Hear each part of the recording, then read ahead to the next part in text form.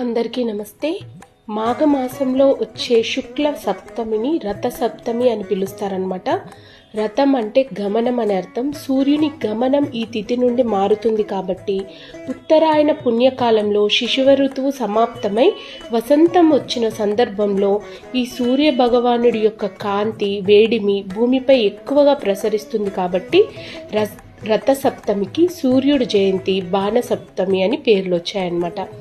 అయితే ఈ 7 కిరణాలు సూర్యుడి యొక్క ఈ సప్త కిరణాలు సప్త వర్ణాలను ప్రతిబింబిస్తూ కదిలే సూర్యుడి కిరణాలు ఈ సూర్యోదయం అవుతున్న సమయంలో మనం తెల్లజిల్లేడాకులు రేగు ఆకులను పెట్టుకొని తలపైన స్నానం చేసి ఎవరైతే ఈ రథ సప్తమి యొక్క వ్రతాన్ని ఆచరించరో వాళ్ళు కనీసం సూర్యుడి కిరణాలు పడే చోట ఈ తెల్లజిల్లేడు ఆకులు అలాగే గోధుమలు పెట్టి మంచిగా ఒక ప్రమిదకు పసుపును రాసి తెల్లజిల్లేడు పువ్వులతో ఎర్రటి పుష్పాలతో అలంకరణ చేసి 7 వత్తులు 2 వత్తులు కలిపి ఒక వత్తి కిందగా చేసుకొని 7 వత్తులను దీపారాధనగా చేసి స్వామికి చక్కగా ఆర్గ్యాన్ని ఇచ్చి మనస్ఫూర్తిగా మొక్కితే మన చేసినటువంటి మనస వాచ కర్మణ పాపాలు జన్మజన్మాంతర పాపాలు అన్నీ తొలగిపోయి ఆరోగ్యం ఆ సూర్య భగవానుడు మన ఇంటిల్లి పాదికి అందిస్తాడట.